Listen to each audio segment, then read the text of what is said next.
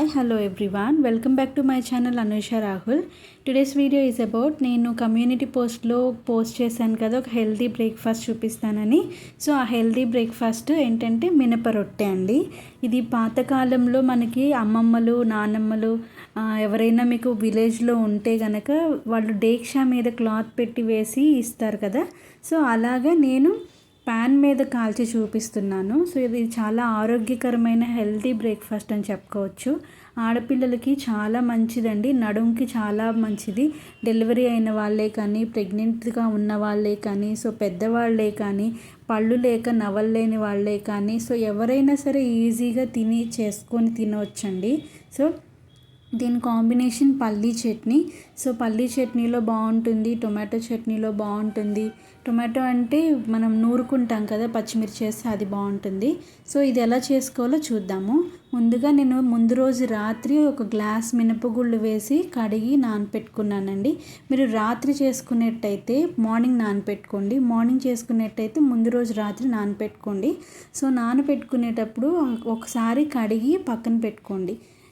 అంటే మొత్తం నీళ్ళన్నీ పోసుకొని ముందు రోజు రాత్రి, నేను మార్నింగ్ బ్రేక్ఫాస్ట్ చేస్తాను కాబట్టి ముందు రోజు రాత్రి నానపెట్టుకున్నానండి. ఒకసారి కడిగి నానపెట్టుకుంటే సరిపోతుందండి. ఎందుకంటే దాంట్లో ఉన్న పౌడర్ అదంతా కూడా చక్కగా వచ్చేసిద్ది మనం నెక్స్ట్ డే కడిగి పెట్టుకునేటప్పుడు. సో అలా పెట్టి పక్కన పెట్టుకోండి. నెక్స్ట్ డే మనం తీసి చూసుకుంటే మనకి చక్కగా ఇలా నురుగులాగా ఫామ్ అయిపోయి ఉంటుంది, బయటికి ఒక పౌడర్లా లేయర్ లాగా వస్తుంది. ఒక 2-3 టైమ్స్ మంచిగా మంచి నీళ్ళతో కడిగి పెట్టుకోండి. సో దాంట్లో ఉన్న చిన్న చిన్న పొట్టు ఏదైనా ఉంటే, ఏదైనా మట్టి ఏదైనా ఉంటే బయటకు వచ్చేస్తుంది. సో ఇది గుళ్ళు ఉంటే సరే, పొట్టుపప్పుతో అయితే ఇంకా హెల్దీ అండి, చాలా హెల్దీగా ఉంటుంది. పొట్టుపప్పు అంటే బ్లాక్ కలర్లో మినువులు ఉంటాయి కదా, సో దాంతో చేసుకున్నా కూడా ఇంకా చాలా హెల్దీగా ఉంటుంది. సో 3-4 సార్లు మంచినీటితో కడుక్కున్న తర్వాత సో మనకి ఇంత నీట్గా వస్తుంది. సో ఈ మినపగుళ్ళు మొత్తం మనం మిక్సీ జార్లో కూడా వేసుకోవాలి. మీరు ఏది యూస్ చేస్తున్నా ఆల్రెడీ కడిగి పెట్టుకున్న పాత్రలైనా యూస్ చేసేటప్పుడు మళ్ళీ ఒకసారి కడిగి తొలుపుకోండి, ఎందుకంటే దుమ్ము పడి ఉంటుంది కదా. సో అట్లాగే వండుకోకుండా ఒకసారి కడిగి పెట్టుకోండి. సో ఇక్కడ నేను చూపిస్తున్న విధంగా ఇంత మెత్తగా ఉంటే సరిపోతుంది.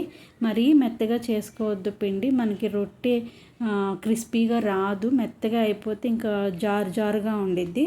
సో నూరుకున్న మిక్సీ వేసుకున్న పిండి ఏదైతే ఉందో అది మళ్ళీ బౌల్లోకి ట్రాన్స్ఫర్ చేసుకోండి. ఇంత బరకగా ఉంటే సరిపోతుంది, మరీ మెత్తగా చేసుకోకండి. కొంచెం బరకగా ఉంటేనే బాగుంటుంది, మరీ పప్పులుగా కాదు. నేను చూపించిన విధంగా నూరుకోండి. సో దీనిలో కావాల్సిన పదార్థాలు కొద్దిగా కొత్తిమీర కట్ చేసుకోండి, 2 పచ్చిమిర్చి చిన్న చిన్న ముక్కలుగా చేశాను, 2 మీడియం సైజ్ క్యారెట్ తురిమి వేశాను, 1 మీడియం సైజ్ ఆనియన్ చిన్న చిన్న ముక్కలుగా కట్ చేశాను, కొంచెం కొత్తిమీర, కొంచెం జీలకర్ర అరుగుదల కోసం వేశాను. సో మీ రుచికి తగినంత ఉప్పు మీరు వేసుకోండి. ఈ ముక్కలు ఇవన్నీ మంచిగా కడిగి కట్ చేసుకొని వేసుకోండి. ఏదైనా సరే కడిగి కట్ చేసుకోండి, కడిగి యూస్ చేసుకోండి. సో అప్పుడు మనకి మట్టి అనేది మనం వండుకున్న రెసిపీస్లోకి రాదు. సో ఇట్లా నేను చూపిస్తున్న విధంగా ఇట్లా కలుపుకోండి. ఓవర్గా కలిపేసుకుంటే ఉల్లిపాయ క్యారెట్లో ఉన్న నీరంతా బయటకు వస్తుంది కాబట్టి ఎక్కువగా మిక్స్ చేయకండి, గట్టిగా పిసికేయడం అట్లా చేయకుండా. సో లైట్గా జెంటిల్గా పిండిలో అవి కలవాలన్నమాట. సో ఇంత టైట్గా ఉంటే సరిపోతుందండి, ఎక్కువ వాటర్గా వద్దు. వాటర్ ఎక్కడ యాడ్ చేయొద్దు. ఈ ఉల్లిపాయలో వచ్చే తేమ, క్యారెట్లో వచ్చే తేమే సరిపోతుంది. సో నేను చూపించిన విధంగా గట్టిగా ఉంటే సరిపోతుందండి మనం వేసుకునే రొట్టెకి. సో నెక్స్ట్ కడాయి పెట్టుకొని కొంచెం అది హీట్ అయిందో లేదో చెక్ చేసుకొని కొద్దిగా ఆయిల్ వేసుకోండి. కొద్దిగా ఆయిల్ వేసుకొని మనం ఏదైతే మిక్సీ జార్లో పట్టుకున్న పిండి ఉందో అది చక్కగా వేసుకొని ఇట్లా అప్పాల్లాగా ఒత్తుకోవాలి. ఇట్లా ఒత్తుకున్నప్పుడు అది ఈవెన్గా స్ప్రెడ్ చేసుకొని మళ్ళీ కొంచెం దాని మీద ఆయిల్ వేసుకోండి. ఆయిల్ కూడా ఎక్కువ వేసుకోకండి, కొంచెం వేసుకోండి సరిపోతుంది. ఎక్కువ ఆయిల్ ఉంటే మళ్ళీ మనం తినలేము, వెగటుగా అనిపిస్తుంది. సో అలా అప్పంలాగా ఒత్తుకున్న తర్వాత మళ్ళీగా మంచిగా మూత పెట్టుకొని సిమ్లో కాల్చుకోవాలండి, మీడియంలో కాదు, హైలో కాదు, సిమ్లో కాల్చుకుంటే ఇలా మంచిగా ఎర్రగా దోరగా వేగుతుందండి. హైలోనో మీడియంలోనో కాల్చుకుంటే మాడిపోతుంది, బయట మాడిపోతుంది, లోపల వేగదు. సో సిమ్లో కాల్చుకుంటే బయట చక్కగా ఇలా ఎర్రగా వేగుతుంది, లోపల మంచిగా ఉడుకుతుందండి మనం చేసుకునే రొట్టె. సో మళ్ళీ రెండు సార్లు అటు ఇటు తిప్పుకుంటూ వేయించుకుంటూ ఉండండి. అంతేనండి, సింపుల్ రెసిపీ, హెల్దీ రెసిపీ అండి. మీరు కూడా ట్రై చేయండి. మీ ఫీడ్బ్యాక్ని నాకు కమెంట్లో పెట్టండి. సో మీకు ఏమైనా రెసిపీస్ కావాలంటే నేను ఇంకా మీకు చేసి చూపిస్తాను.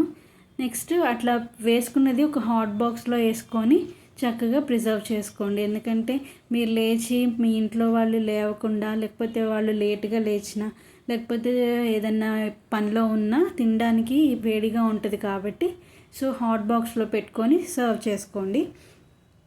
ఇంకా అన్ని రొట్టెలు ఇలాగే కాల్చుకోండి, సిమ్లో కాల్చుకోండి. అప్పుడే క్రిస్పీగా లోపల కూడా వేగుతూ మంచిగా వస్తుంది. So please subscribe my channel. Like చేయండి, షేర్ చేయండి, సబ్స్క్రైబ్ చేసుకోండి. పక్కన బెల్ ఉంటుంది, హిట్ చేయండి. నేను పెట్టే పోస్టులన్నీ మీ దాకా నోటిఫికేషన్స్ వస్తాయి. సో నా రెసిపీస్ అన్నీ మీకు నచ్చితే మీ ఫ్యామిలీస్కి, ఫ్రెండ్స్కి, రిలేటివ్స్కి అందరికీ షేర్ చేయండి. నా వీడియోస్ అన్నిటినీ కూడా మంచిగా చూసి సపోర్ట్ చేయండి. మీరు లైక్ చేస్తే వ్యూస్ పెరుగుతాయండి. సో సబ్స్క్రైబ్ చేసుకోండి. చూడడం మాత్రమే కాకుండా సబ్స్క్రైబ్ చేసుకోవడం మర్చిపోకండి. So hope this is useful video. Thank you all.